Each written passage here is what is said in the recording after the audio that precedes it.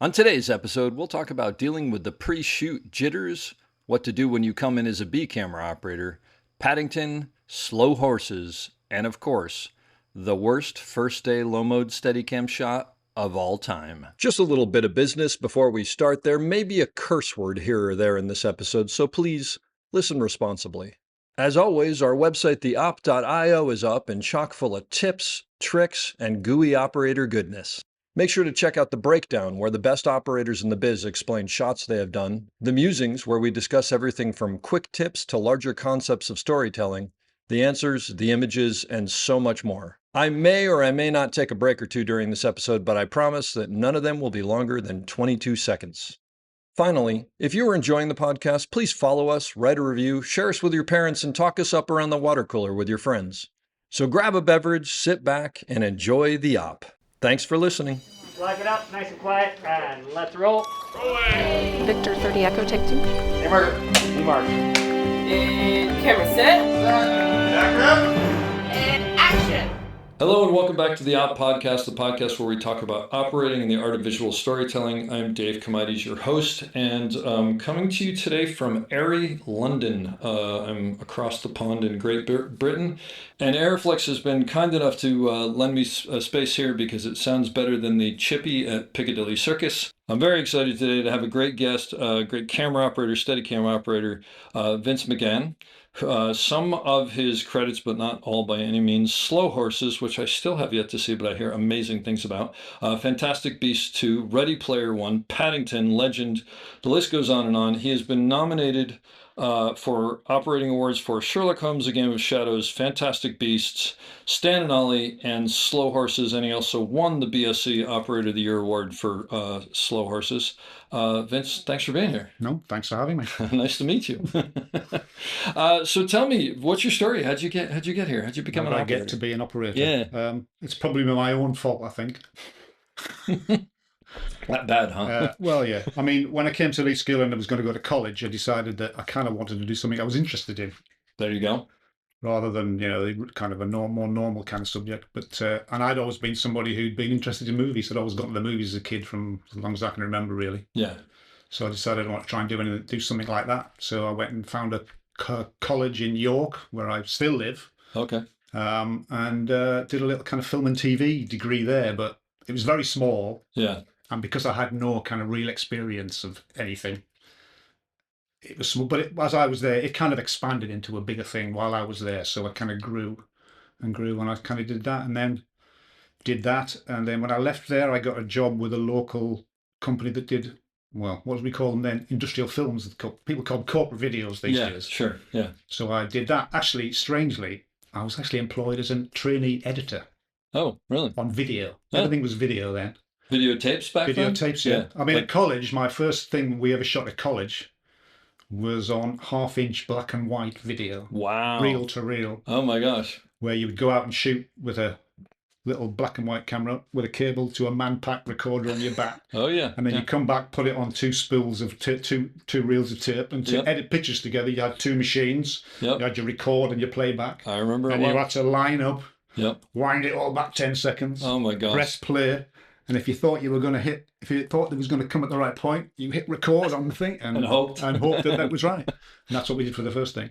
Anyway, so the company I worked for used to make these corporate video things, and I got taken on because I'd had some dealings with the same company when I was at college because they used equipment and stuff. We'd shared equipment out, and I'd done a little camera thing with them because I had a little 3-camera OB unit at the college, and they hired it once, and they wanted some students to run the cameras. So I'd done a bit of that. Anyway, by the by, etc., etc. They ended up giving me a job. So I left college on the Friday, started work on the Monday. Oh, there you go. As a trainee editor, and then that little corporate video department, which was a bit of a one-man band when I joined it, it kind of expanded a little bit. And as video kind of grew a bit more, I think the first machines we had were low-band pneumatic. Then it became high-band pneumatic. Okay. And then eventually when Betacam came out, they had Betacam. All right. So I used to edit, people used to bring, it was a combination of companies that shot their own corporate videos would come to us and have them edited together. Sure. And then there was a little bit of production where we would get commissioned to shoot videos for people. Yeah. So then I ended up doing a bit of shooting them and editing them.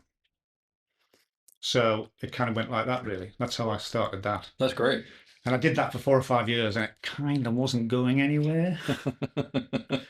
It gets It was old kind of after a like while. exterior of the factory, Yeah. speech from the chairman, inside the factory, talk to the employees, bit of process, and it always a bit the same. So I was kind of thinking, I kind of want to do something Not what a I bit get into this more for. kind of, you know. And I'd, like I said, always been a moviegoer.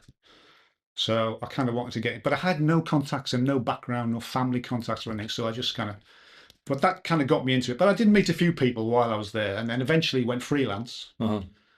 As a shooter, Well, freelance, or I actually did a bit of both. as whatever. Yeah. Because I actually ended up working for the same company, but on a freelance basis. So they would just bring me in when, you know.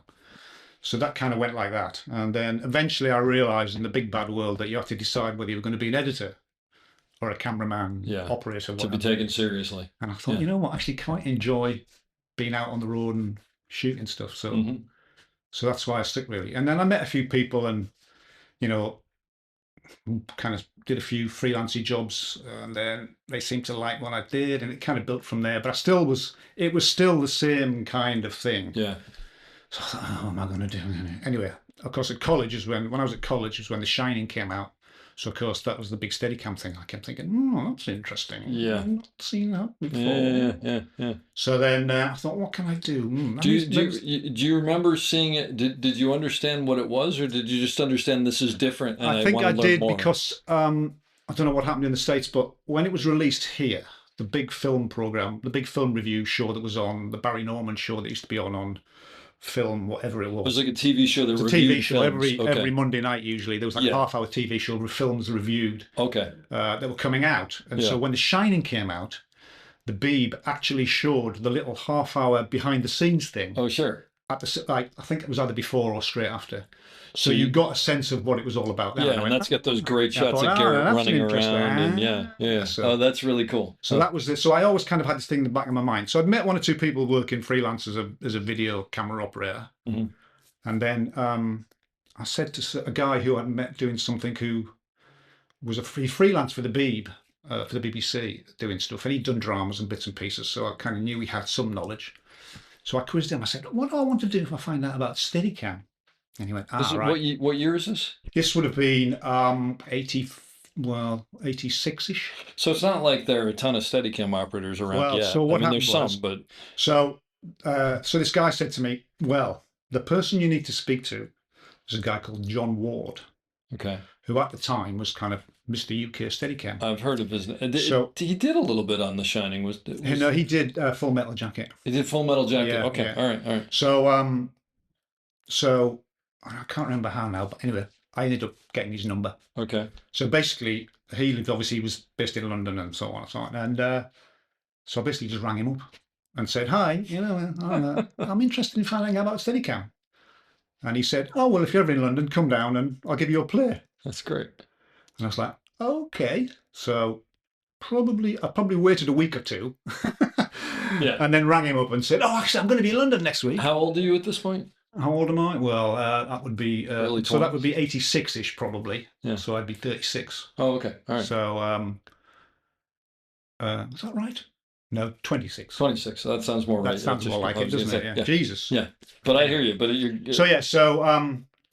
So cut to, we're in his back garden, and there's John. So and at the time you were saying about Steadicam. So at the time he said to me, I always remember this, there are 12 Steadicams in the country. Wow. And I own 3 of them.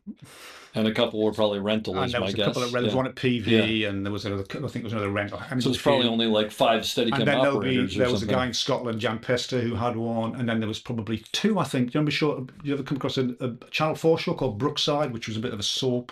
No. Which, when Channel 4 came out, was its big kind of soap thing. Okay. And they were kind of a bit of pioneers in kind of use of Steadicam as a tool that you had. Really? Brookside? Yeah, Brookside, yeah. I'll have to look Peter that up. Cavicciuti, who I'm sure you're probably going to interview while you're here. Yep. Actually, I'm talking to him tomorrow. He used to be there. No, really? Yeah. Okay, I'll have to ask him about that. So that's great. they were kind of, I suppose, in the way that ER was a tool where it was there as part of everything you had. Yep, absolutely. steadicam was kind of just one of the tools that they had if they wanted that's to do it. So interesting. they did a lot of it. So John said, look, I own 3 of them, but so I think I went down 2-3 times for the next few months just to kind of have a play. Yeah. And then I started trying to get my corporate clients to, rather than the chairman sitting behind his desk, I'd say, "Oh, I need a little walk."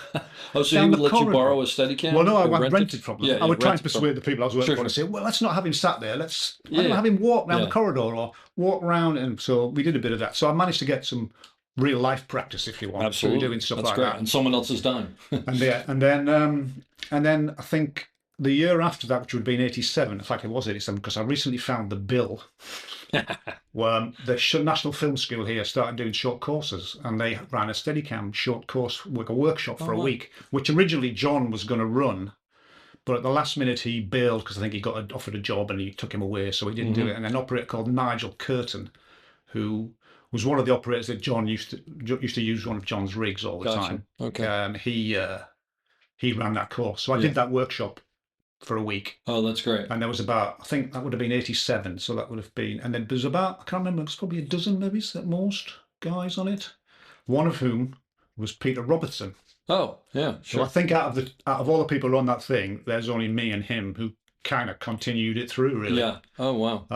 So that's funny. Huh. So they did that, and then I kind of carried on trying to find stuff to do, and basically just telling everybody that was a Steadicam operator. Yeah, sure. Yeah. Well, there weren't that many, right? Yeah, So exactly. And then there were times. So then John, I would rent a rig off John if I needed it, if I got the gig. This was what? Was it a Model 2 or a Model 3? Model 3. Okay. And then I think about 2 years after that of doing this bits and bobs, still continuing on doing the same sort of work, John rang me up and said, "I'm thinking of selling one of my rigs. So if you're interested, you can have first choice on it." Yeah. So I ended up buying a second-hand Mark III from John. Okay. Which was a bit of a major number. Yeah. Which was quite a lot of money, even second-hand in those days. Well, there weren't that many around. There weren't that many around, and so cut to me and my now wife, then girlfriend. We bought a house back 2 years before, our first house. And we had to put the house up as security for the loan. Oh my God.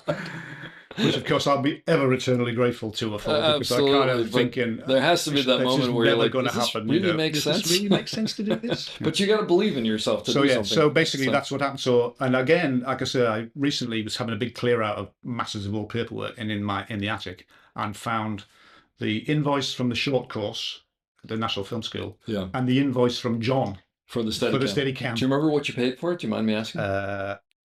I think I can find it now. Yeah. Bear with me, Colin. I think it was about, I've got a photo. So I thought I've got to take a picture of this. Yeah, so it is dated the 1st of the 11th, 89, 1st of November, 89, and I paid, invoice total was £16,192.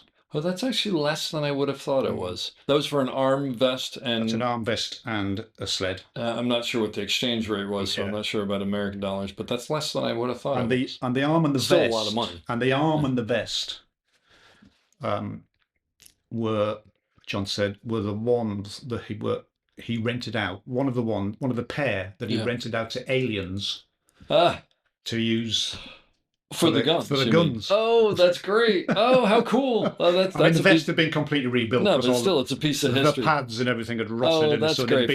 The vest had been refurbished, but the arm was one of the arms. For anybody who's listening who doesn't know, and I'm guessing everybody knows this, it's, what was her name?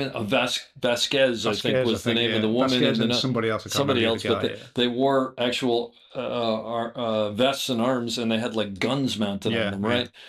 Yeah, that's amazing. You know, Garrett once told me, Garrett Brown, the inventor of Steadicam, he once told me that he was contacted by the military, maybe because of aliens, or maybe it was before aliens, because they wanted to use it for that technology for like sharpshooters and stuff like that. Yeah. And he said, I don't want anything to do with this. You figure it out yourself.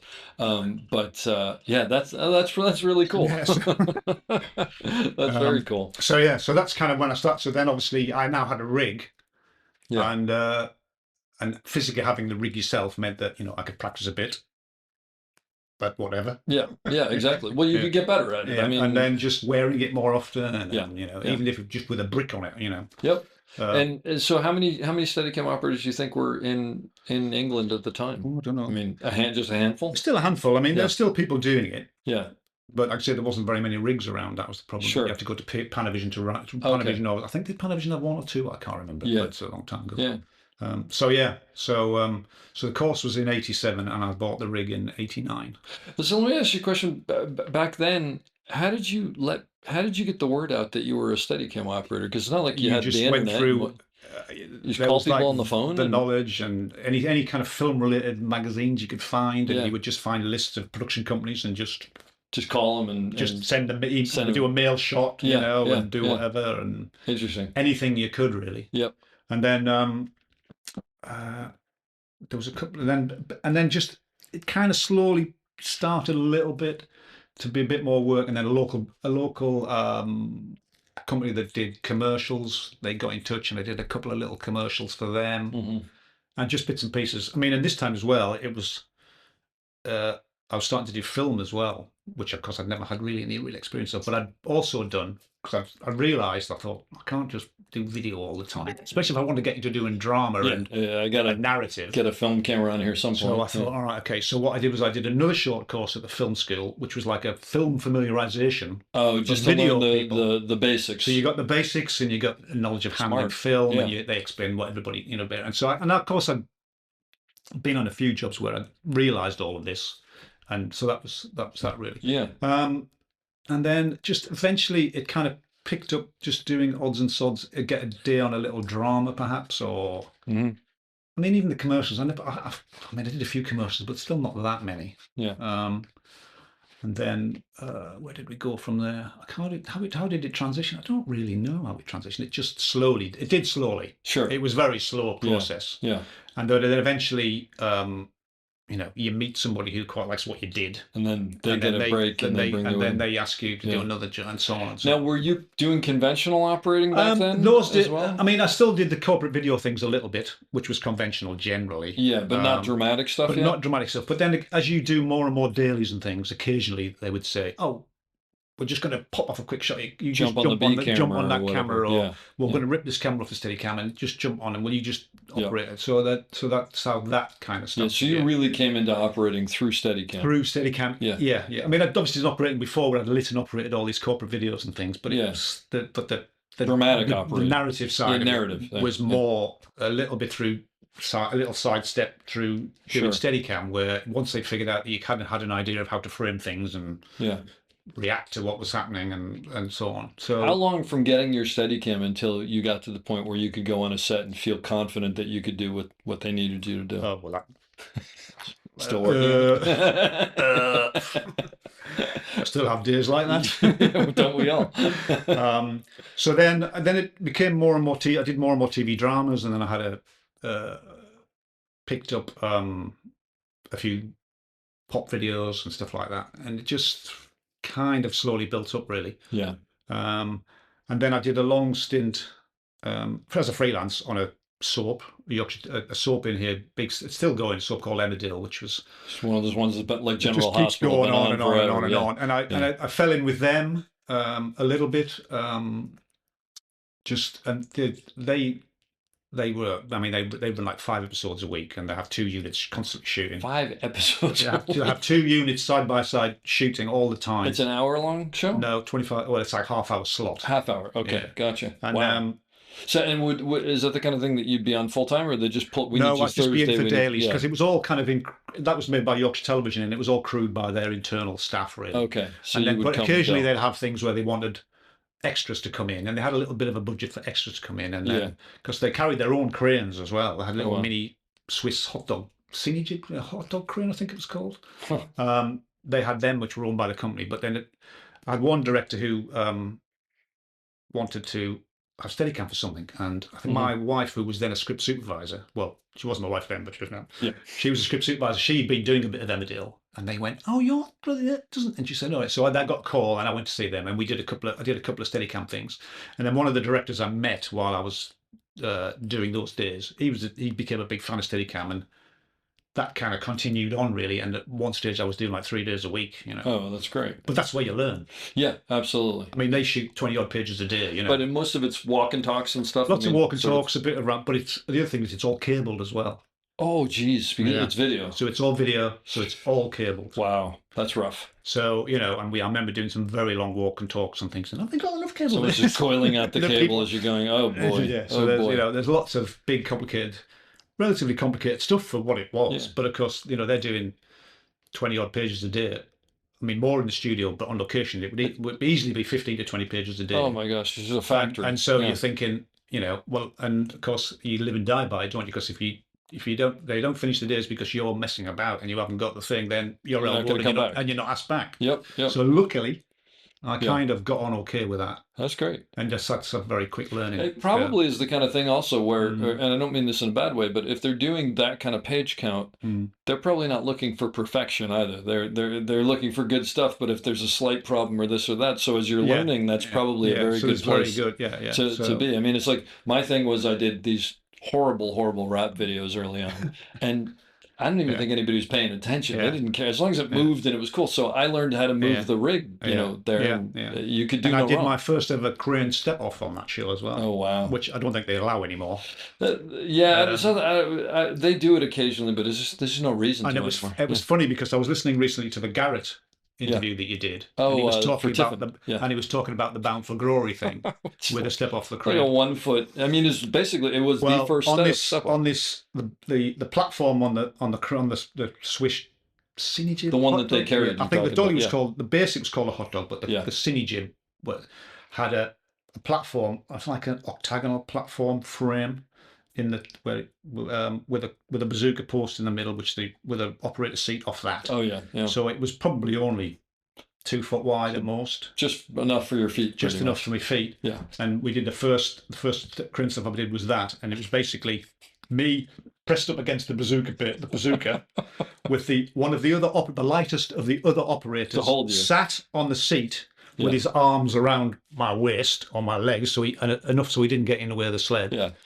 And then they craned down, and then obviously the heaviest guy who was around stepped on before I stepped off. Yeah. You know, so that was my first. I think we all did those back in the day. So so that kind of built up, and then I realised that if I got to keep on doing that a lot of the time, again, it was kind of not going to take me anywhere. So I made sure that I didn't get tied into doing that all the time. Because you could do that for 30 years. Yeah, if I wasn't careful then. Or just as easy, the plug could be pulled because there was a constant changeover of producers and so on. Okay. And if one producer decided he didn't want to spend the money on having a Steadicam 3 days a week, then it could just as easily disappear. So I always made sure that I still tried to do other things. So I didn't automatically say to them, "Oh yes, I'm available." I would say, "Can't do that day because I'm doing something else." That's actually a really good note for people who are starting out. It's like it's great to have be in a pocket regular somewhere, but you also want to like make sure your name's out other places and you're working with people because you just never know when something's going to end. Yeah. Right. So and then the kind of start of the change was I got a phone call so it's thanks to Peter Robertson in a way, because he was on a film called Jude, a Michael Winterbottom film. Okay. He'd been stuff on that, which was shooting up near me. Because I live in York, which is, for those who don't know, 200 miles north of London. Oh, it's that far? It's in Yorkshire, yeah. Oh, It's in Yorkshire, yeah. All right. So I live there. And they were shooting a bit further north from me up in the Dales, the Yorkshire Dales. And he'd been on it, I think, for a while. Anyway, they'd overrun, I think, and he hadn't done the stuff we wanted him to do. And he'd had to leave for something else. I can't remember exactly the details. So on a Friday night, I remember coming back from the pub, seeing an answer machine message flashing on my answer machine. But on Friday night, come back from the pub thinking, oh, forget it. Who cares? Went to bed. Got up in the morning, listened to the message, and it was a production manager from his job saying, "Hello, we're shooting up in so and so and so. Peter's had to leave, and he's given us your name because he knows you live nearby. Any chance you were available today to come up and do it?" And I thought, oh my God. So I rang this number. She said, "How soon can you get here?" I said, "Well, it'll probably take me, once I've loaded the gear, it'll probably take me an hour or so to get right on your way." And it's that easy. I love So that. I went and I did that, and that was Michael Winterbottom was the director. I went and did a bit of a day on that. Yeah. And the operator was a gentleman called Philip Sindel, who was a very nice guy. So I did a bit of a day on that. Anyway, never thought anything of it.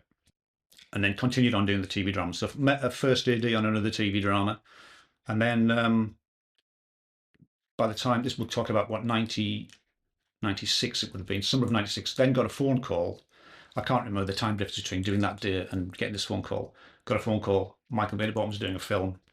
Would I be interested in coming along and doing it. Mm-hmm. And maybe it's coming on as the B camera and the steadicam. So the DOP was a gentleman called Daff Hobson, who was a name I'd heard because he used to work around the Leeds area, which is near York, where I am. Mm-hmm. And as it turns out, a gaffer that I'd met doing some corporate videos knew him as well.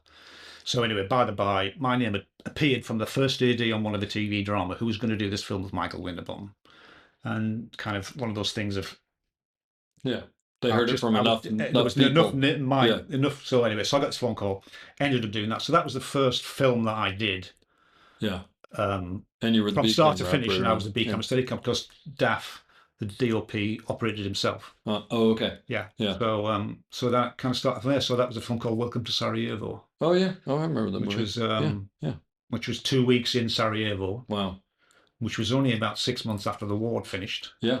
Yeah. And then it was a chunk of 3-4 weeks in Croatia and 3-4 weeks in Macedonia, and then it was all away. But then there was 2 weeks in London at the end. Was there a learning curve being on B camera? There was a little bit. I mean, like I say, you know, doing TV dramas and being jumped on every now and then to do. You had enough of an idea. I had enough of it, right? But that was the job that kind of told me where I figured out how a camera department properly works. Yeah, because there's all that politics of hierarchy and all that stuff. So that made me kind of made me figure out how a camera department is run. Yeah. And how it works and where you slot in and and that was the beginning of me thinking I should keep my mouth shut here, or shall I say something here? But that's a huge part of the job, right? It's not only what to say, but when to say it is more, and when not to say it is probably big. So I did that, and that was, fucking hard job. Yeah.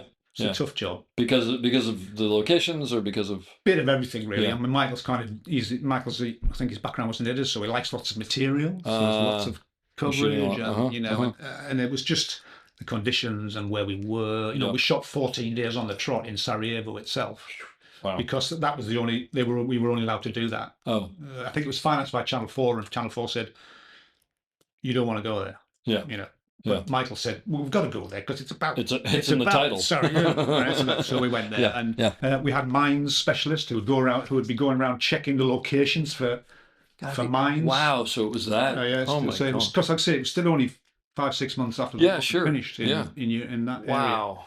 So there was all of that going on. Yeah. So that was interesting. I remember the mines guy giving us the talk and saying, if you see anything, he said, try and stay on the concrete.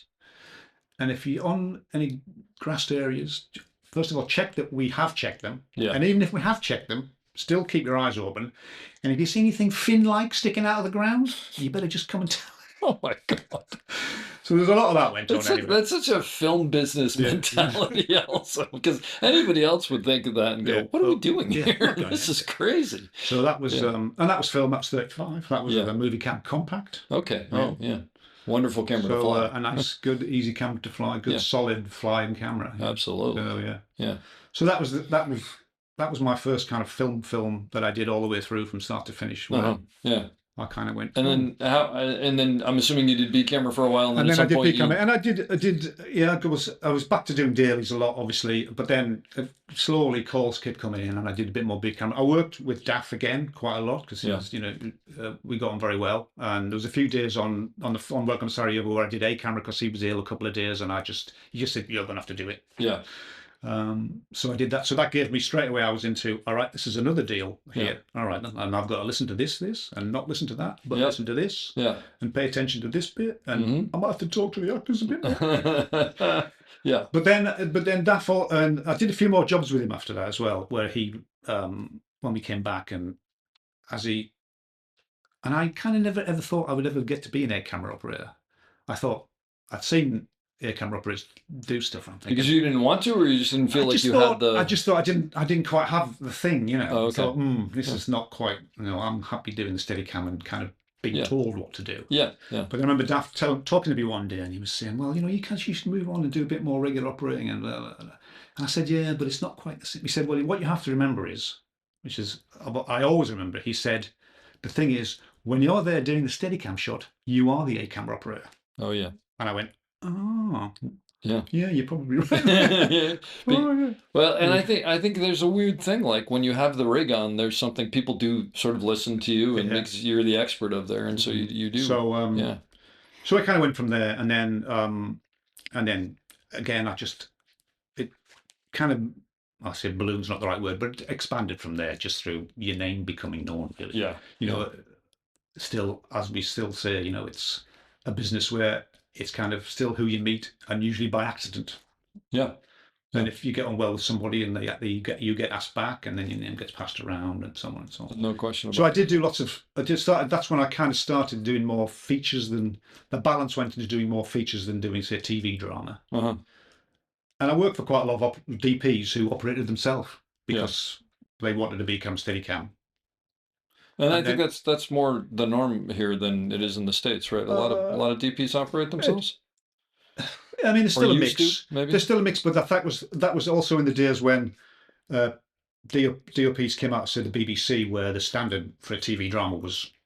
Oh, that was the normal. standard was there was a lighting cameraman who operated as well. You know. Okay. Gotcha. But then when they came out and they started getting bigger jobs, then sometimes they would have an operator, or some of them still like to do it themselves. Yep. Some of them are very good at it. Absolutely. Some guys who light and operate are very good at it. You know. Sean Bobbitt, who I've worked with, drives me nuts because, and I say to him every time, I'm going to get you off of a camera, and he looks at me and he goes, "Not as long as I'm working." Yeah, I know. Yeah, no, well, I did a job with Sean. He probably can't remember. I did do a couple of days on a TV thing with Sean. Yeah, and he's a good operator. He's a wonderful man too. No, but I understand he would get he would absolutely lose his mind but sitting behind a monitor, and he couldn't do it. And I understand why. So, but eventually you obviously settled into a camera, and I think I carried on, and then through the Sarajevo thing, the focus puller on the Sarajevo job was a gentleman called John Conroy, Irish, who's now quite a well-known DP. I've heard of his name. Yeah, works a lot in American also. Okay. He was the focus puller on that, and through him, I did a few jobs in Ireland, and through. And met an operator called Des Whelan, who you've probably heard of. I'm talking to Des tomorrow. Talk to him? All right, okay, so I met Des, and through John and Des, I got a few jobs, and then because of that, I met Philippe Rousselot. Oh wow! Who Des started up doing a camera for, and John focus pull for, and then they did a job they did the Tailor of Panama. And I went up to Panama for the first week because they thought their grip gear wasn't going to turn up because it was coming out on a container. So I got this phone call saying, "Can you come out to Panama next week?" Yeah. So we don't have a dolly, so we need you. So I did a bit of Steadicam for them, and then through that, and then Des started working for Tim Burton, and then they asked me if I'd do Charlie Chocolate Factory with them. So through Des and John, I kind of met a lot of people and a lot of contacts, and the size of the job, the nature of the job sort of changed, really. Tell me about Charlie and the Chocolate Factory, because working with Tim Burton has to be a trip. I mean, it was interesting, definitely, and I have to say, it was probably, even though I was doing the B camera, there was a few Steadicam shots, but very much a single camera show. That doesn't surprise me, actually. Yeah. And I always remember, we'd be lining stuff up, and he'd go, right, he'd get his 27mm out on his stick, and he would line the shot up. And it was great. And then Tim Burton would line the shot up with Philippe. Yeah, sure. And then Philippe would go, "Well, shall we put the other camera?" And Philippe would go, and Tim would go, "No, this is the shot I want. Why would I want to put a camera there?" I love that. That's great. I mean, it makes not much for you to do, but still. But then you get a chance to see how it all works. How Des would not run the floor, but how he would organise this, how he'd do a shot.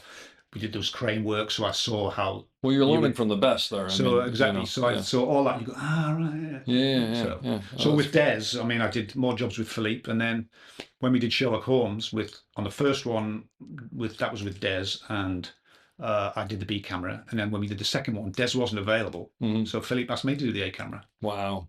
That's high praise right there. That was all right. But the first A camera job I did was a film called The Walker, which was a thing directed by Paul Schrader.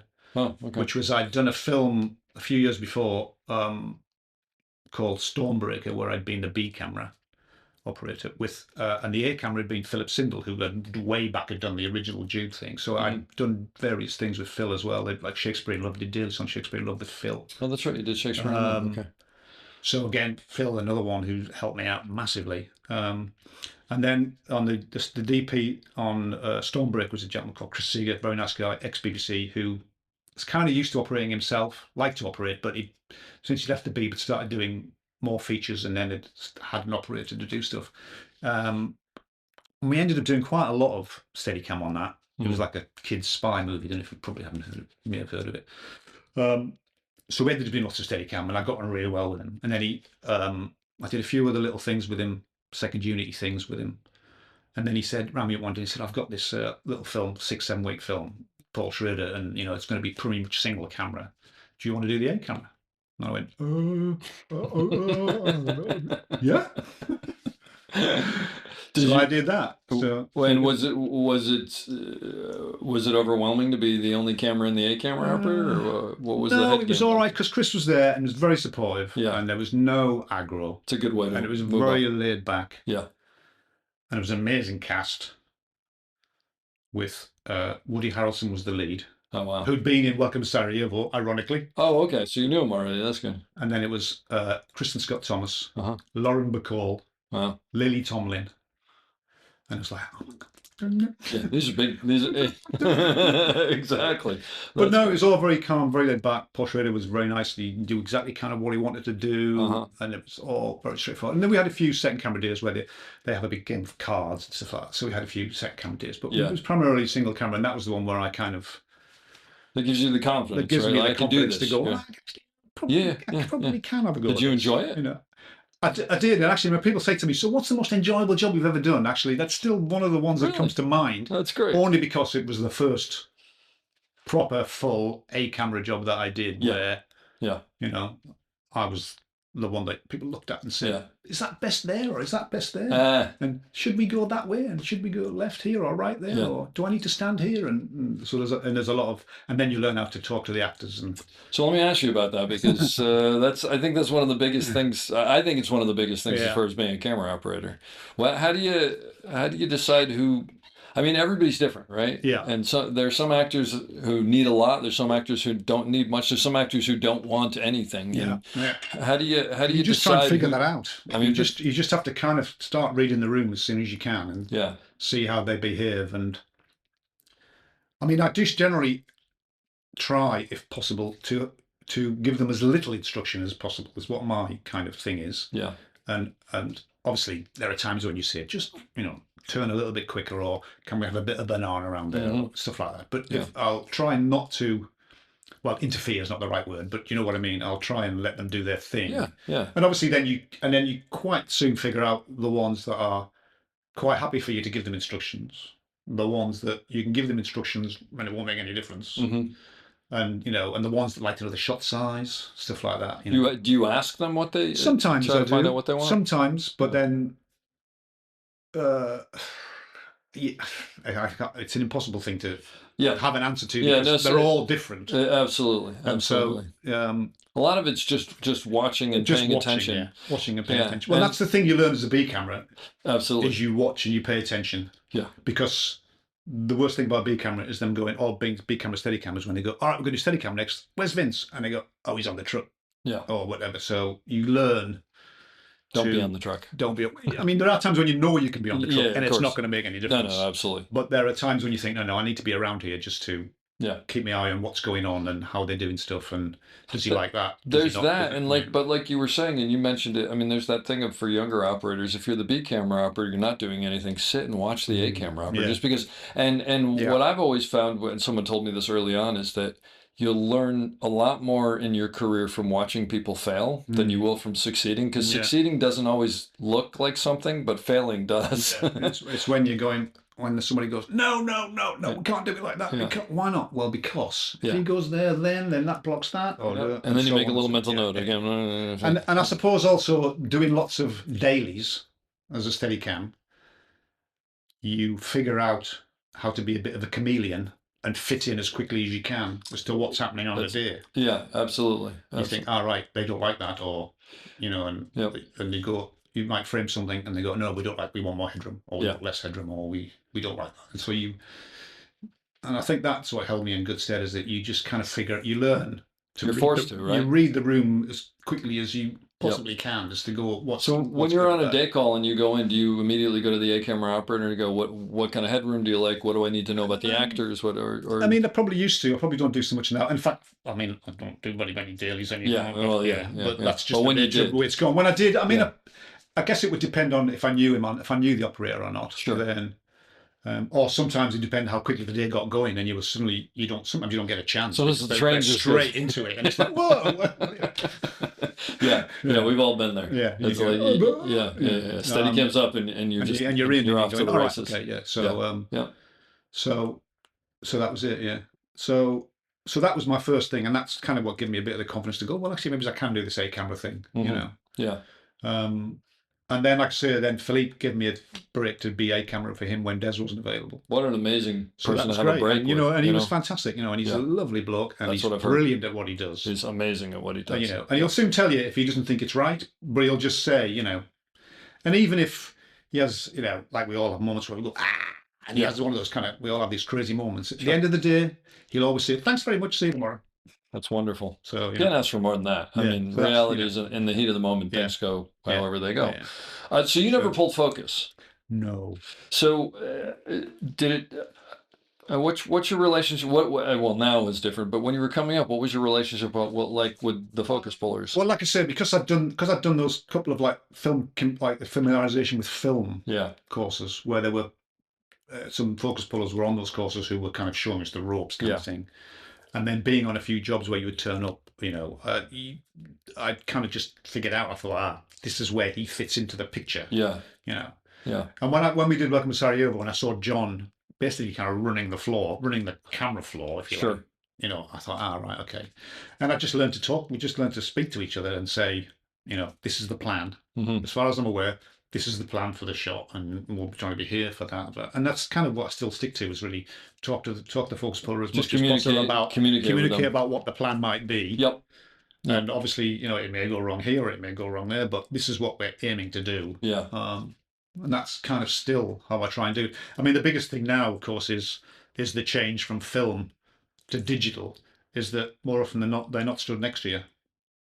And they're in another room. I mean, sometimes through necessity. No, by no fault of their own. But no fault of their own. But that's the one thing that's really changed. Yeah.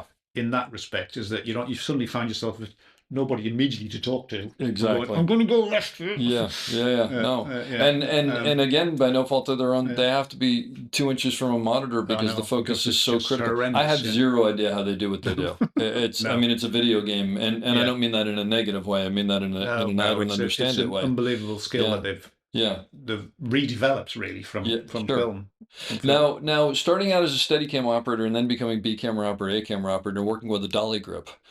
What was that sort of transition like in learning? Because with Steadicam, you want to move. You don't have to talk to anybody. You don't have to work out timing. You don't have I would still always try and talk to the grip about what we were going to do and whether I thought you needed to be near me and with me, or give me a guide, or make sure I don't smack that, or push me through there if I'm not getting through there. Sure. So I still try and talk to the grip again as much as possible. Do you find that explaining the concept of the shot helps as opposed to just the physics of it, or what? Everybody's a little different that way. Everybody's a little different.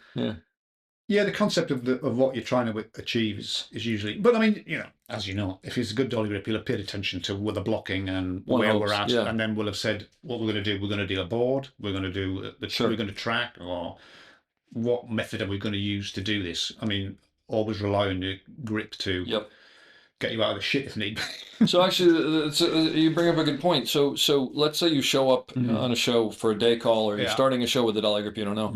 Right off the bat, are you sort of paying attention to how much they're paying attention, so you have an idea of if their head is in the game? A little bit, not? Yeah, I guess so, yeah. I think that mentally, I think I do that. I don't do it purposely, but I think you're sort of gauging everybody right off the bat. I mean, in any job where you have a new face and you go, all right, and you kind of just see how they hold themselves on the set, really, and how they behave. Yep. And the other thing that I've found that I've done, I don't know if you do this, but I will often, sort of go, okay, we need to start here, we need to head here. What do you think we should, and I'll have an idea of how I think it should best be done, but I'll usually throw it to them, to see if we're on the same page, but also, because sometimes I figure they have they know if the truck is 5 blocks away and something's there or not there, and they'll give me ideas. I kind of leave that open to them. That's a good thing to do, I mean, I think that's a good thing to try and share it out. As to how we're going to get through it. Yeah. I mean, at the end of the day, you still have to do the shot, but, I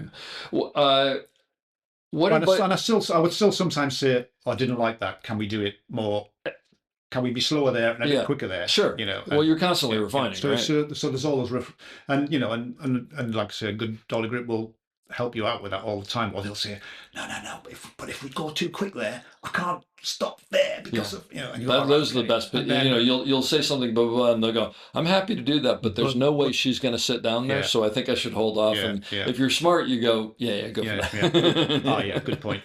Yeah. Or they've seen something off to the side that you haven't seen because you've got your eye to the eyepiece. That's one of the things that I've talked with my dolly grips quite a bit about. Is I say, look, you're 3 feet higher than I, because I'm probably lower, or well, maybe I'm not, but you know, you're seeing a different image, space than I'm seeing. So if you see something, let me know. You know, but those are always the best.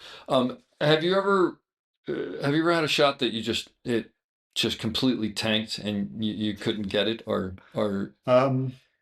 You don't have to talk about steadicam or otherwise, or anything. Whichever. The reason I ask is because I'm always interested when someone has failed, which I think everybody has. There is a shot which I've never yet achieved, I have to admit, I would say, and I want somebody to tell me how to do it. Okay. Is a crane where you're above, you've got a car coming in the distance. Yeah. And it drives up, and then what they want you to do is rotate as the car comes underneath, and it goes a ways. But not on a remote head, you're saying? Maybe you're low, and as the car comes, you crane up, and then you tilt down as it comes, and then as it goes away from underneath you, rotate round, so you're still going the same way. Never managed to achieve that, because I always forget that while I'm rotating round, the car's still moving. Yeah, I understand. I see what you're saying. Have you tried this before and been unable to do it? I've tried it a few times, and it's never quite worked out, because you can never get high enough to give you enough room to rotate, so the car tilts and the car stays in frame. Yeah. I know. I've tried that a few times, and it's like, wouldn't it be great if we could do this here? Maybe it's not quite as... And then you quietly talk them into some other idea. Well, maybe we just don't go quite as high. But if you're off on an angle? So anyway, that's one of those things. But the reason I was asking was, I mean, have you had times where you just, it hasn't worked out, and how do you mentally get pushed back from that and not let it? I did a steadicam shot on a film years ago, which was the first day of the film. Yeah, which is always a tough day. And it was the first day of the film. It was a new DP. It was a newish crew. Basically, most people I hadn't worked with before, new director. And it was a massive old shot, and they built a hole in the set and everything, and it was just... And it was low mode. First time I'd ever used XL2. Oh, jeez. It was beginning of February, so it was the first job after Christmas. Oh, yeah, okay. So I was kind of like... You haven't been working every day. I haven't been working every day, and I was like, the muscle memory wasn't there. Does not sound like a recipe for success. And I think we probably tried... I mean, I won't explain the shot, and I won't tell you the film. Yeah. And I think we probably did it about 10 times, and I probably got to the end of it about 3. Oh, jeez. Following an actor who was swift. Oh boy, this just up some stairs in the middle of it. This just gets worse and worse. And then ending up on a big close up of a radio dial. Oh my gosh! And it was just like, anyway. And I mean, the lads that were all, even the lads were going, it's fine, don't worry, it's fine, because they said, we know it's the first day, and the director wants something to send to the studio. Yeah, sure. Cut to a week later, we shot coverage of it. Oh boy. But so quite the reason I ask, because I think everybody has this in somewhere. How do you mentally not let that get to you? I mean, I did probably let it get to me a little bit, but I was kind of like, that's it, I'm off this job. I'm out of here in a week, or less than a week. Mm-hmm. But the next day, it was kind of forgotten about, and we just kind of carried on. Really, you just pushed past, and you just ignore it, and they always just kept saying, "Don't worry about it." Yeah, it's never going to see it. It's never going to be in the film. Well, of course it won't be in the film. I didn't. It better not be in the film. It better not be in the film. Yeah. So I think there was a bit of it in the final film, but obviously not the whole thing as it was designed. Yep. And it did strike you as a bit of a shot, maybe that when you see it, you go, he's never going to want to use this all the way through as one anyway. There's going to be some coverage at some point. Those are the things that kill me, is when they want to do some huge Steadicam shot, and just story-wise, there's a point in the middle where they're going to cut. And no. And you're doing this huge shot for, where maybe some of it should be low mode, some of it should be high, but there's some better way to do both shots, and and then they do it, and they go, let's just grab a little piece, and you're like, just spent all that time, but it happens. No, I mean, I did doing a thing, and remember doing this like 9-page scene with about 5 actors, and we're all going around. Yeah. in and out and everything, and with an Alexa 65. Oh my gosh. Oof. And I'm thinking, Very heavy camera. once we get through about half through this, I'm not actually thinking about what I'm doing. I'm just thinking about holding the thing Just up. not sitting down. No, we've all had those things, yeah. So I'm sure this has never happened to you, but have you been on any projects ever where the director and the DP did not get along and you were in the middle? Never happens to anyone. Always been an absolutely perfect relationship. If it were to happen. If it were to happen. What do you? What's your recipe for? Choose which version you're going to do. Mm-hmm. And that in itself is obviously a bit of a which one? Where they both want a different shot. They both basically. want a slightly different version of where it goes. Yeah. It's either choose which version you're going to do one of them. Yep. And then one of them, if the other one will either speak up or not speak up. Yeah. Or do your own version, in which case they'll both speak up. I like that. We're just doing this static. They'll both speak up, and you can say, "Well, can you decide between you?" Yeah. No, actually, you know what? That's the first time I've heard that. I like that. Don't even listen to either of them and do your own thing. Do your own thing, and then they'll both come out. Yeah. Go, but I thought we were gonna.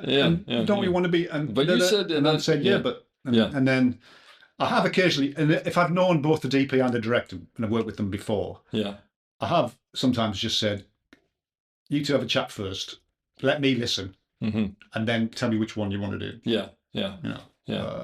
But it's a frustrating situation. We've all been in that situation, unfortunately. Yeah, it's just one of those things, and you just have to kind of get along with it, really. Yeah. And like I say, decide how you're gonna.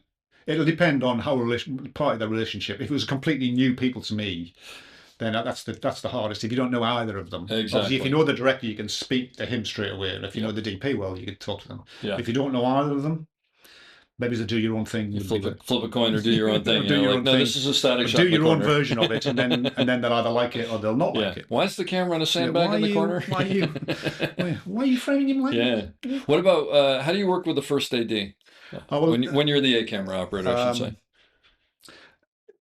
Weirdly, I don't know whether this is a common thing, but if I have an interview for a job with a DP, one of the questions I always ask is there a first AD on board yet? And who is it? It's so funny. I do the same thing because it'll make or break your show. Because there's a point where if it's a name you know, or off he got the DP says no, it's so and so and so and so. I don't know, but he said no, he seems very together. And I mean, that's no guarantee, obviously, because you don't until you get on the floor on the first day, whether or not it's going to work.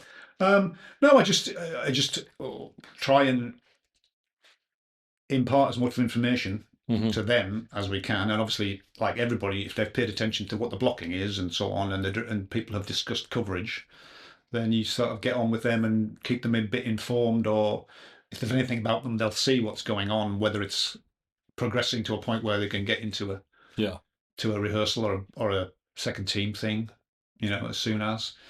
Just keep talking to them, really. It's all about the communication, and it's all back about and forth, that thing right? Of saying, and then we're actually going to do it like this, so it's going to take another 5 minutes just to shift that over, move this, put a board down, or whatever, So you try to stay a couple steps ahead, like, hey, after this, I think we're going to need to move that or move this. Or again, that would depend on a little bit on how much the director or the DP has decided on what the coverage might be. Because obviously there are sometimes when you do it shot by shot, you don't know, and you don't really know. And I'd say, and quite often they'll say, what do you think we need for the rest of this? I said, well, this is my guess. I said, my guess is we probably want something like that, like that. And there's always that big question about and anybody listening to this who's worked with me more recently will understand when they say, well, what do you think we need? I said, well, I'm actually more interested in what we want rather than what we need.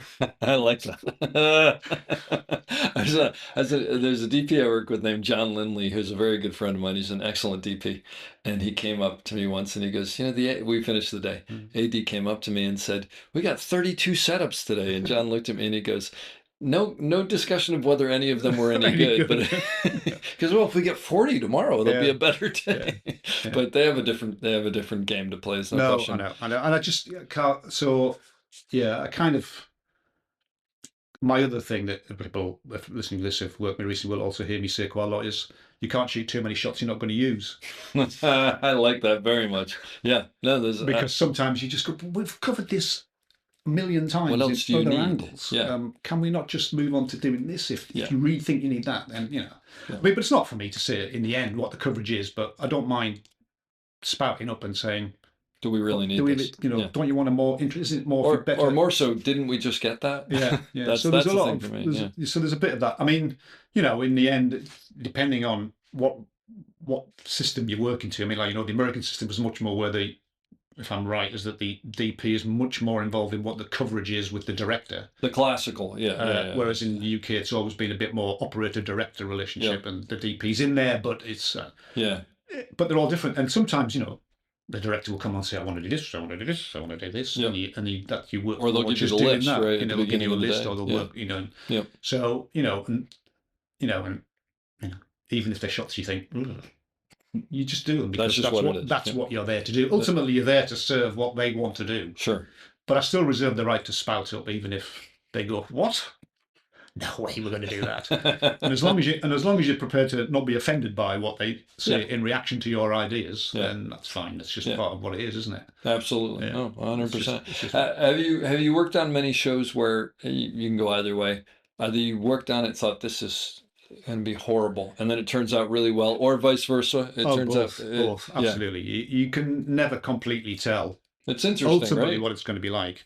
You can get a massive kick out of doing the job and having a great time and getting on with everybody and thinking, I did that really well and that was good. I like that. I know I must remember to do that again. Yeah.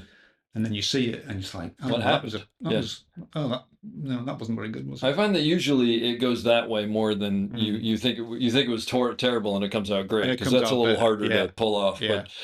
But occasionally you don't quite get what they were going for, and you go, "Oh, this I didn't see this. This is what it is." Yeah.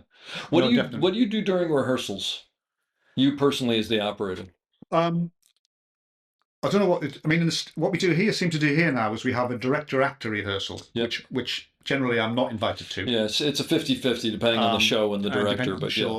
Then we call it a private. The director's a private blocking and so on and so on, and then there's a crew show. Yeah. So then I come in with the crew show and see it, and then if there's a discussion, then sometimes a discussion then because the first's been involved in the private showing. Yeah. And then maybe the first might say, well, what we're thinking is there'll be something here first. We'll start with that, and there'll be a bit of coverage here. But I mean, depending on how long the scene is, it could be too many shots. So they probably only describe the first 2 or 3 potentials. But do you usually go in with a viewfinder and actually line things up, or? Again, that would depend on the director and the DP, really. I mean, yes, if certainly the first shot, I would say, right. So where are we going to be? We're going to be here. Yeah, and you want sort to of lock into something. And then we're going to move, or is it, we're going to be around here? And so I mean, just listen and suggest again. If you think there's something to go, well, can't we be more there? Because I think we'd see more of this, which will help you sell something that's going to happen later on, potentially, stuff like that, really. Yeah. Just it's a paying attention game, really. Yeah. It's a paying attention, and like we said before, learning when not to say anything or when to spout up, really. Yeah.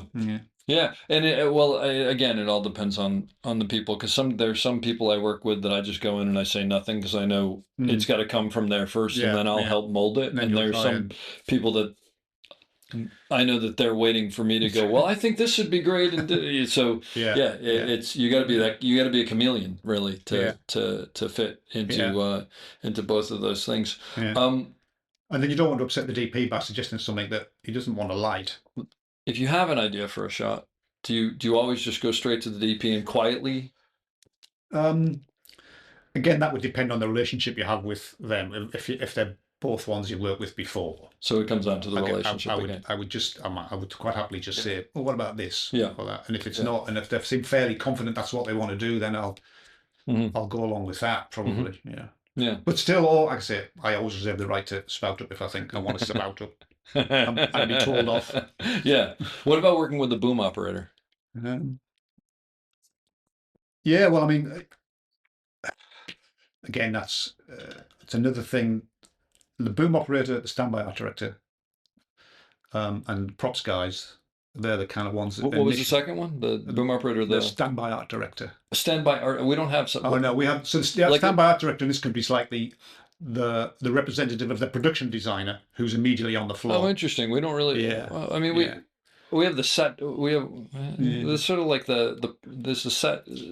set dresser. Yeah. I don't know. Maybe that's a Maybe set it's a dresser sort similar of thing. Yeah. Okay, I got you. But it's someone who you can go, hey, can we move the refrigerator Yeah. over or something or Or whatever. they might say, well, no, because the reason that's there is because of something that the designer has Some put in larger, place for some specific larger something. task, I see. some larger. Oh, that's larger interesting. thing. So they're really a representative of that. That would be so nice they're to the have. designer's representative who's on the set with you. Yeah, I will say that with us, I've had situations where set dressers will say, I'll say, yeah, do whatever you want. Or they'll say, you know what, let me just call the production designer and check that because there was a note about that. So maybe that's kind of what we have. Yeah. But yeah, those three you're working very closely with. The boom up, I mean, you just have to talk to them and say, look, I think this is going to be here, or you're going to be shafted here because there's way too much headroom and you're not going to get in, or you can get in. This is where we can get to. Yeah. Or I'll say, when we get into the coverage, you're going to have plenty of time potentially to cover all of that properly, because God bless the boom ups always want to get in for everything, and that's fine. Yeah. And if they want to, and let's try and help them. That's what I say. I mean, I've never had a problem. I've never had a problem with anybody can come and look down the viewfinder and see what the shot is, as far as I'm concerned. Yeah. If only somebody wants to come, because they'll quite often say, "Well, how wide are you here?" And I'll say, "Look, just have a look in here." Yeah, it's right here, and you'll get a much better sense of what it actually is, rather than me standing here and going, a bit over there to the right and a bit over there by that light over there. Yep. Yeah. So, and I will try and help them out as much as possible. The boom ups, yeah.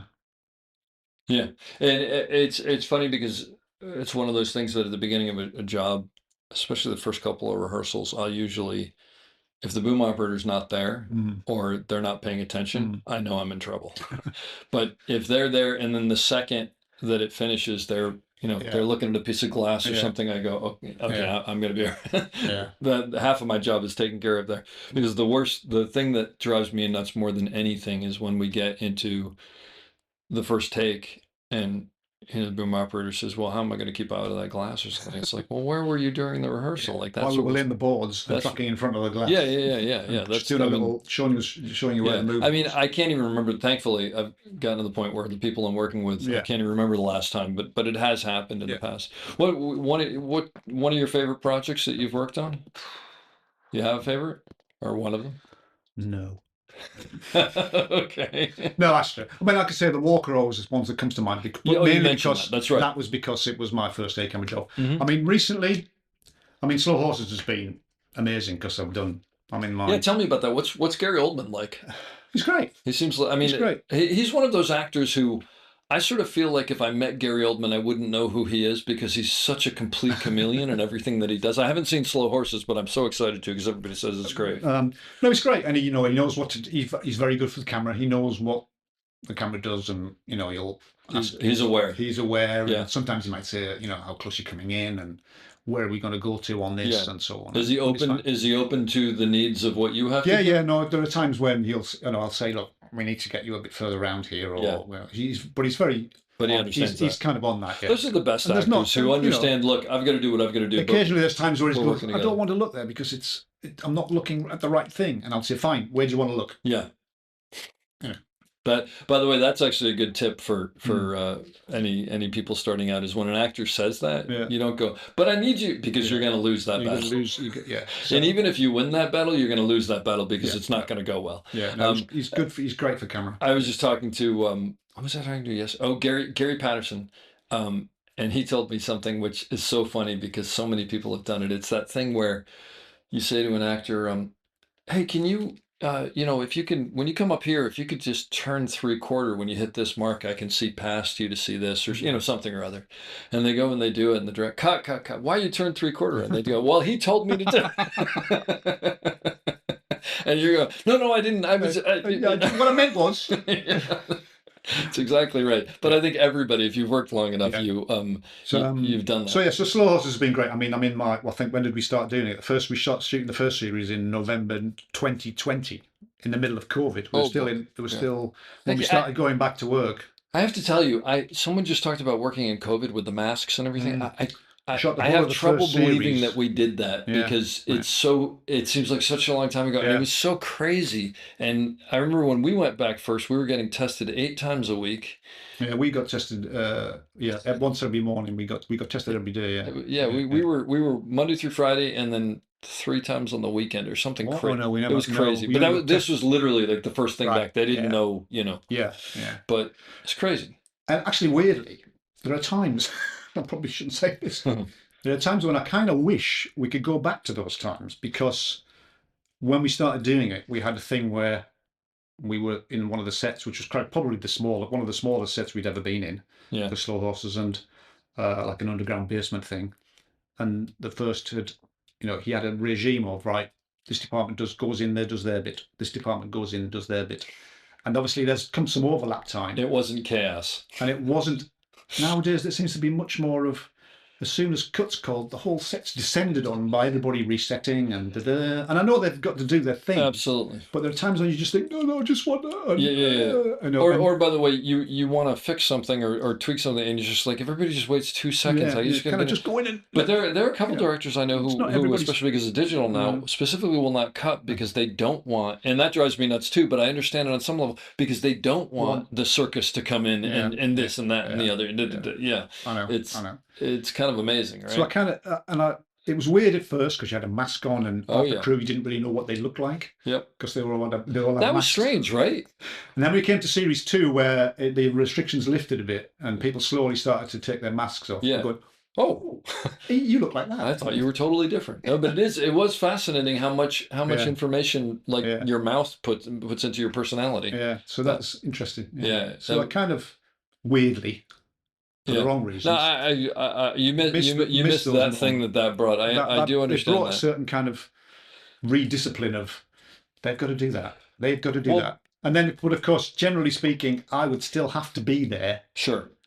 To see what they were doing, so they knew what I was doing in relation to where they were moving stuff around or light was coming in or so on. So on. Yeah.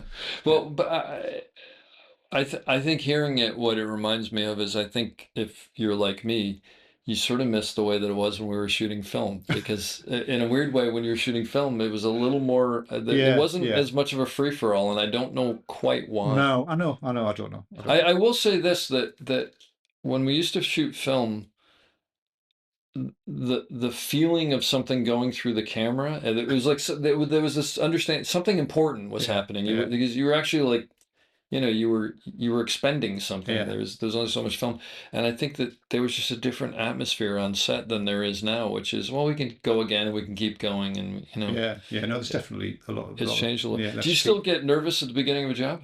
Oh yeah.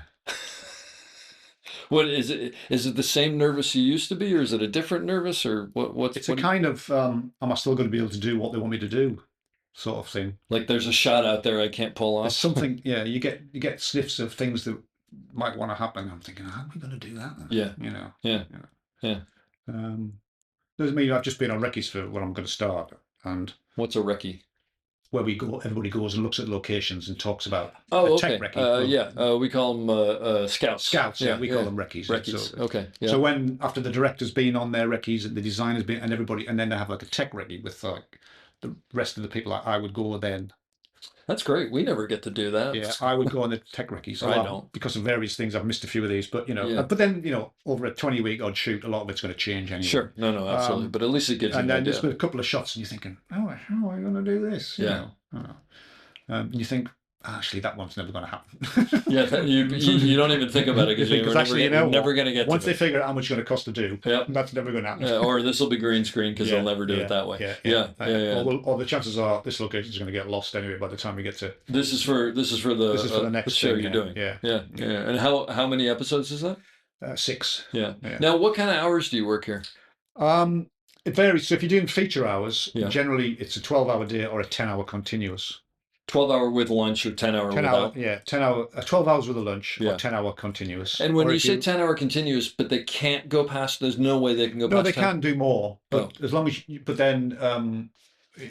get, in theory, you're asked to do that, you have to be giving enough notice to go into the overtime. Mm-hmm. I mean, there was a time when continuous days started to come in. I think that they were, they weren't allowed to have any overtime. Well, that's what I was wondering. But as the continuous day things become much more common over the last few years. Yeah. Well, probably not few. I mean, I do remember when we used to do 12-hour days on film, and if you're doing the TV hour agreement, then it's 11 hours, 10 plus 1 for lunch, or a 9-hour continuous. So on slow horses, we do a 9-hour day. Well, that's So like we do an 8 till 5 day as a standard day. Yeah, I am so jealous of you because you know what we do. We do an average day for us is 13, including lunch, and it's just it beats you down. And the older I get, the harder it gets. And boy, to be able to do it, I mean, you basically have a 9 to 5 job on some level. I mean, Kind close of, to it, or 8 to 5. It's good. And so. But then will you turn around to nights if you have, like at the end of the week, will you do an overnight, or does that usually not happen? No, it doesn't usually happen. I mean, I got to move to England. Yeah.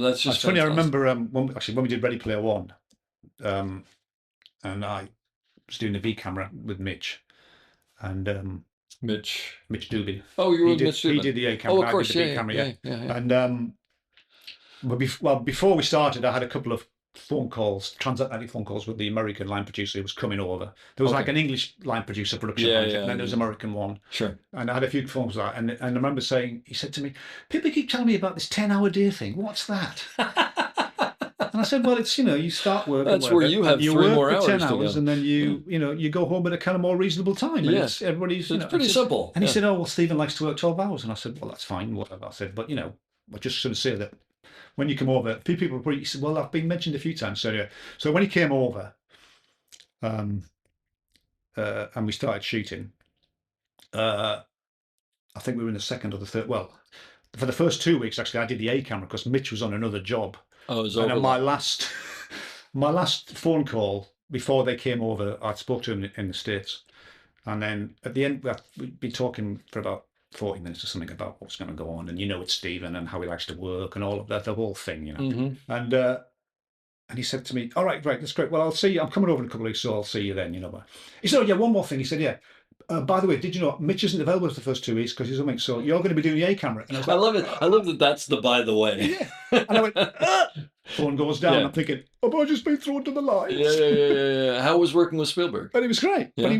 Yeah. But then we were about the second or the third day, and I said to the line producer, I said, "So we're doing 12-hour days, and has nobody been pressing you about the 10-hour day continuous?" And he went, "Well, there's a few people mentioned it, but no, it's well, Stephen likes to start at 7 and do 7 till 7." And I said, "You know what the problem is, don't you?" He said, "What?" He said, "You people like to have a meeting at lunchtime about something, don't you?" And he went, "There might be something in that."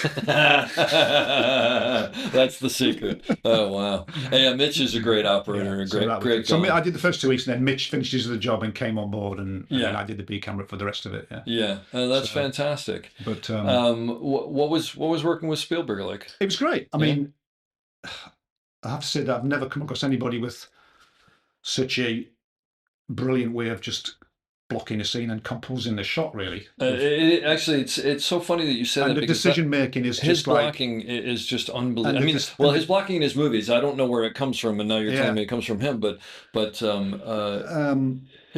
And he'll have an iPad. He had an iPad, so he was always next to camera. Very rarely would he be disappearing to monitors. That's so great. I've heard this before. Yeah. Obviously there are times when he'd be on a crane or whatever, then he'd be on monitors, but then usually you'd be at the wheels next to him. Yeah. But his kind of decision making about, no, let's not do that. And if something wasn't working, his ability to just go, let's not do that, let's do this instead. Yeah. That was... And collaboration wise, open to suggestions. Yeah, or... I mean, it was maybe it was an odd one. Maybe I'm speaking out of turn, and if he hears this, he'll hate me.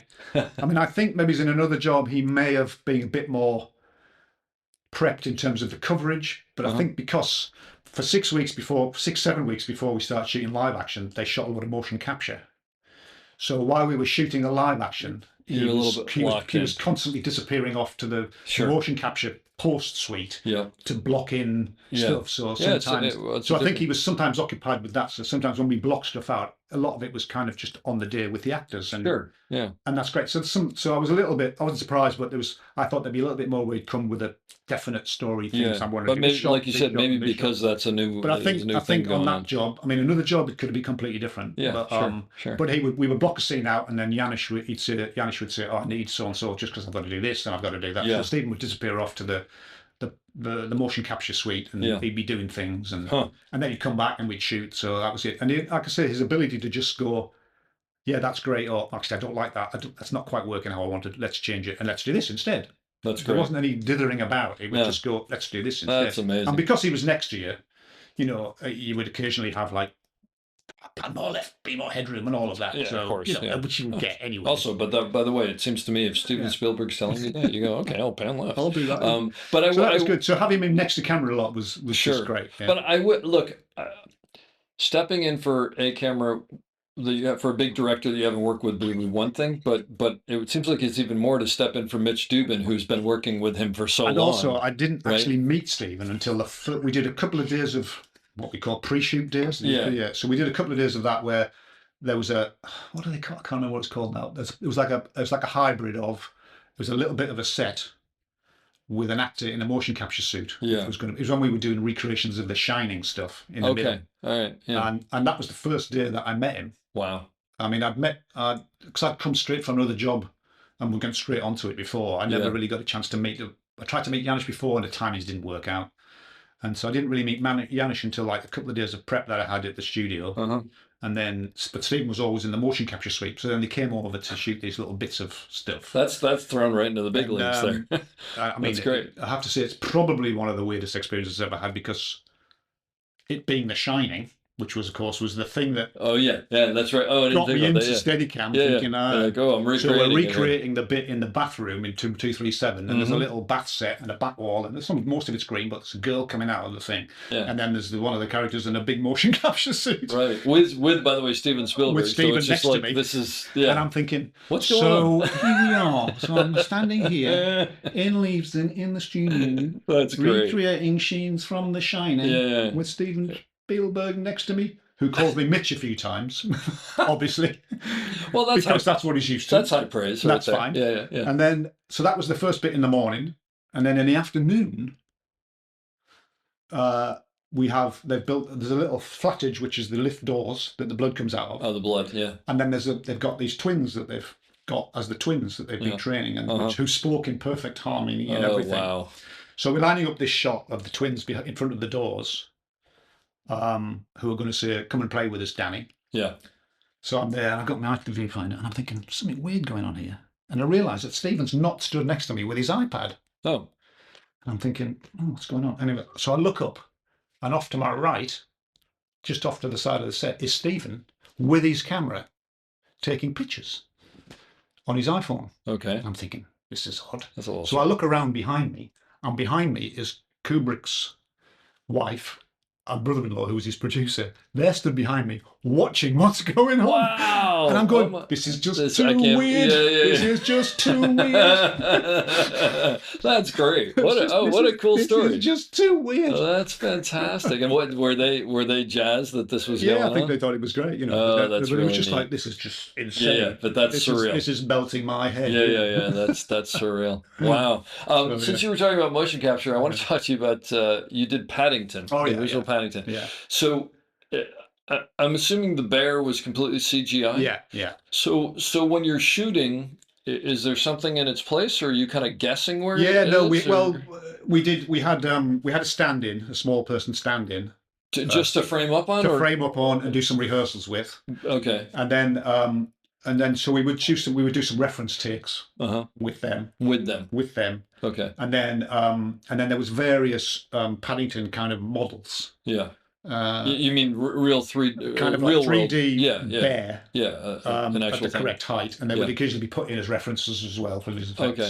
Okay. And there was a head as well. So if you'd done close-ups, you could line up a head and rotate the head so they could see where the outline might need to be or not. So there'd be reference material of that. But you would still, but the shot would be clean of all clean of of that. it. So then basically, are you lining up on the real bear, thinking about, okay, my background, I'm framing this. You're essentially framing background almost, as if you're panning with the bear or something like that. Or panning with the bear, or if there's another character in it, you're using them to help you frame for where the space where the bear would be. Yeah. Does that? I mean, that must be odd. And it can be a bit of a mind. Yeah. Does it eventually become sort of normal? No, it never becomes normal. And then if it's quite a long take, especially if it was a crane as well, you'd be like, oh, I didn't even think about that on a crane. It would be. If you're on a crane, if there's anything tight, it would be. And you're relying on the grips to kind of give you the same trajectory every time. Sure. Stuff like that. And and I mean, obviously there was visual effects supervisor on the floor all the time then checking. Who would sign off Who on would it? say, yeah, well, we've got enough to put him in there. Okay, or, yeah. You know, all right, that takes slightly different from before, but there's room for us to put him in and so on. And, you know, they can always change stuff, you know, and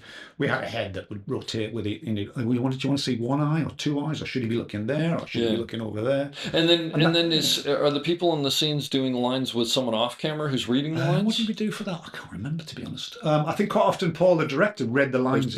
Paul or okay. He read the lines because it was definitely his baby, and he knew exactly what he was after. Yeah, it's an odd thing. I've done a little bit of that. I did some of it on Ghostbusters, but there wasn't a lot of it. And on Fantastic Beasts, we had lots of things flying around and everything, and you've got to kind of try and pre-program in, and they say, right, just do one, and let's do one clean with nobody in. Yeah, and you're going, but I was using him, who's walking over there? That bloke walking left to right over there's my cue. Let's take out everything that Vince is using to key off. And we just do a tile. Yeah, exactly. No, we want approximately the crane move, you know. But then it ends up coming out, and also because they can manipulate it so much in post. And I'll say, does it have to be the same speed? Can we do it a bit slower so we're kind of not, you know? And, but yeah. I mean, yeah, it's a wild business. Be a mindfuck, excuse my French. Do you enjoy that, or do you rather do straight up drama where the people are all there and the things? Actually, I haven't done one for a while, so it would be interesting to do one again. Yeah, I suppose. I've found the ones that I've done after a while they just get a little tedious. It's a little bit to me more like. Yeah. You know, building things as opposed to telling stories because I don't understand. It's not all there, you know. Yeah, no. And then sometimes when you've got to say, well, it leaves a bit more headroom than you would do normally. It's like, no, this is the way I do it. I can't. I know there is that thing. Then you have to force it. I was actually just doing a commercial where they specifically wanted a lot of headroom because they're going to mess around, and I had to throw away all of my instincts of how to land a frame and land higher because in a frame I never would do, but it's of course what they want. So that's you have to play those games. You have to go up and you say, "Is that all right? Is there enough in there?" Yeah, and then they're like, and you're like, "This looks terrible." And they're like, "We love it." And it's like, "Great, good. I'm here to do your job." Yeah, that's exactly right. Is you have a favorite DP that you've worked with, or DP you work with quite a bit? You're trying to pin me down to get into trouble with that. Oh, get me in trouble with that. Get me in trouble with that. Favorite DP? I love them all. No, I mean. At the moment, I've worked a lot with Danny Cohen, who we've done Slow Horses with. Okay. Who's been very good to me, I have to say. So that's a couple of seasons. God bless his soul. So we've done. He did season 1, 3, 4, and we finished shooting 5. So I'm great for him. And I've done a few the last 3 or 4 years before Slow Horses as well. I mostly did his jobs as a camera when I was available. So he was good, and because up to that point, up until not that long ago, I didn't really have a regular a DP that I did a camera for. It was just here and there. It was just here and there, and we got out of. I had one Chris Seeger, who I did the Walker with, kind of got out of sync with him as you do, and we never really got back into it. So it was a bit annoying, really. I mean, the first time I worked with Danny, I did C camera on Les Miserables. Oh wow. And I was put in because I knew his focus puller quite well. He sort of kind of stuck me in when they wanted a third camera permanently. And I'd worked with the director Tom Hooper before as well, so that was where I first met Danny and kind of got on with him. You know? So it kind of went from there really. And he had his own regular camera operator then, Zach Nicholson, who's now doing good DP in his own right, sort of thing. So I kind of took over from Zach, I think, for a bit. Or was there somebody else in between? I can't remember anyway. Yeah. So yeah. But you've been working with him for a while. So I've been working with him for a while, yeah. But that's great when you get into that, because you get into a groove with each other, right? Yeah, and you start. You don't even have to like say certain things because you know how each other work. And the level of abuse just increases between each other all the time. Yeah. That's so great. Yeah, but it was good, and it was funny because on Les Mis I was only doing the C camera, and Zach, who's doing the A camera, he did steadicam on that. Yeah. Even though he knew, I did do a couple of steadicam days when Zach got sent off to do kind of like Splinter Unit and so on. Or something. So that was all right. So I did do a few steadicam days, but it was funny because I remember one day we're shooting in, where were we? It was it a night? I think it was a night. I can't remember.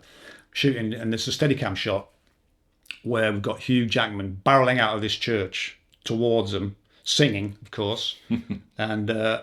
He's got to come through this graveyard, which is on a slight incline, so he's backing up the incline, which is also on a camber. Oh, fantastic. There's artificial snow all over the ground. Getting better and better. And then he has to back away and then step on a crane and then go up in the air. And there's also a zoom built in as he goes away because it's going to transition into something else, Yeah. which then becomes a CG sky, and then down into a shot of Russell Crowe on his horse, which I then did. I actually did on it as a little splinter unit anyway, but by the by.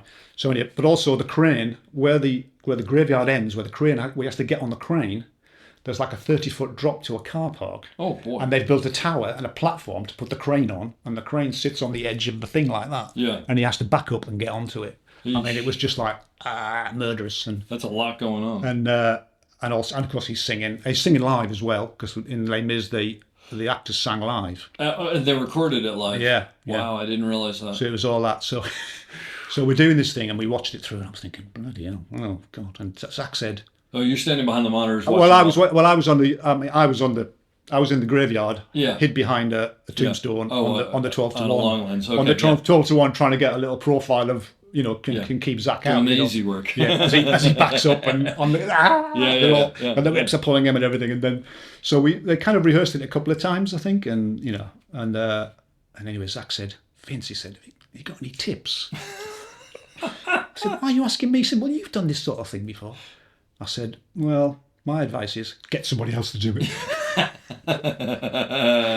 I get him asking, and I get you saying that. I mean, that sounds like. Did he pull it off? Okay. Yeah, no, it's in the film. That's it's in the film. I'll have to watch that. I've never seen it's the in the movie, but I'll film. have to Yeah. watch it for it's that. in the film, and he did amazing. But I was like, oh my God. Yeah, well, that's I'm one of those glad ones where that's you're not me. sitting back on the 12 to 1 going, at least I'm not doing that. Yeah. but yeah, I haven't done a lot of things where I've been on another camera, but there's been Steadicam. But the couple that I am, it is actually for me. I actually sort of like watching people do Steadicam because you don't usually get to do it, right? No, I know. And one of the things that I find myself doing is, it's funny because I'll watch someone, I'll go visit someone on a set or something, or maybe I'll come in for B camera or C camera or whatever, and someone will do Steadicam, and I'll catch myself looking at it and going, that is so cool looking, even though I do it, but you don't ever see, you don't see someone else do it. And apparently I stick my tongue out when I do it. Apparently people keep Garrett talks about how you want to have the look, which is the supreme confidence and not this tongue sticking out. Not this shit.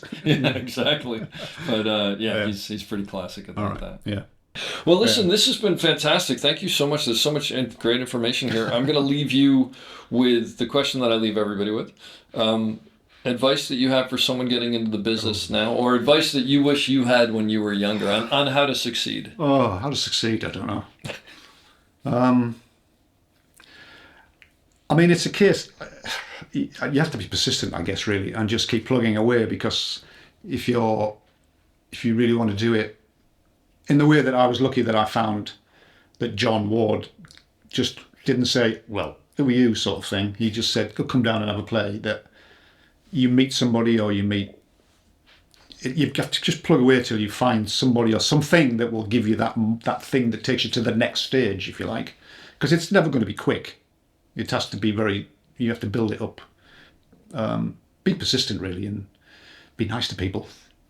I mean, I know it's easy for me to say now because I've been doing it for a long time, but, there was a time when I would have taken any job, no matter what the thing was like, because you want the experience. And those jobs do give you lots of experience on how to deal with those situations. But in the end, you just want to work with nice people who you get on with. And you feel like you're doing an okay job, and everybody appreciates what you do and you appreciate what they do. I hope you enjoyed that as much as I did. We'll be back soon with another great episode. Don't forget to check us out on theop.io for all sorts of information on operating and storytelling. So thanks for listening, and have a great day.